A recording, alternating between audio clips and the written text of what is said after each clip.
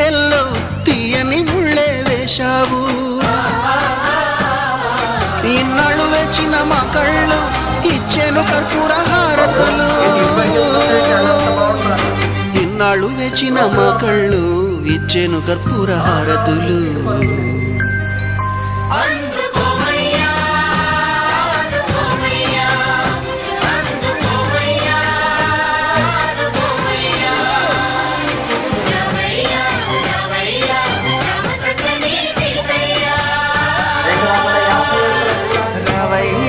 రావయ్యా రామ సక్కని సీతయ్యా.